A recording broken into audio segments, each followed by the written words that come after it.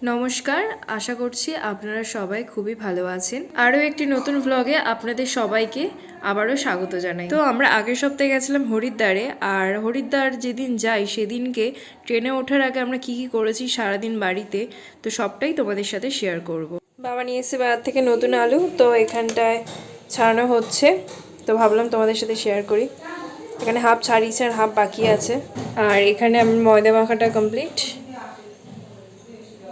আর এদিকে ডালটাও ভিজিয়ে রেখেছিলাম, তো এখানে ডালটা দিয়ে ডাল পুরি বানানো হবে, তো ওই জন্য এটা ছোলার ডাল ভেজানো আছে। ঘরের অবস্থা এখানটায় ট্রলিটা প্রায় গুছানো কমপ্লিট হয়ে গেছে।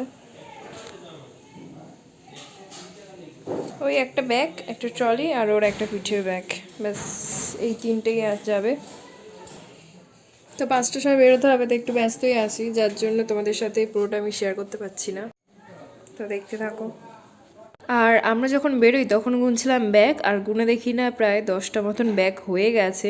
তো বাড়ি থেকে 10টা ব্যাগ নিয়ে যাচ্ছি, আসার সময় কটা ব্যাগ হবে সেটাই ভাবছিলাম।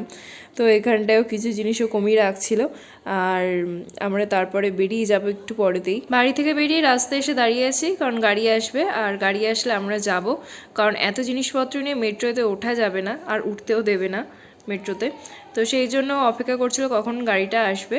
তো তারপর চলে এসেছে আমাদের ট্যাক্সি। জানেন তো আমরা বাড়ি থেকে বেরিয়েছিলাম 6টার সময়, আর আমাদের ট্রেন ছিল 8টা 20-তে।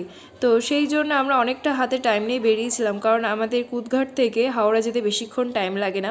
কিন্তু রাস্তায় এত জ্যাম ছিল, হাওড়া স্টেশনে ঢুকতে ঢুকতে প্রায় 8টা 10 বেজে গেছিলো। তো তাড়াহুড়ো করে আমরা সবাই ট্রেনে উঠলাম। জানেন তো আমরা কিন্তু 4জনে যাচ্ছি না, আমরা প্রায় 31 জন যাচ্ছি ঘুরতে, মানে আমাদের ফ্যামিলির 31 জন।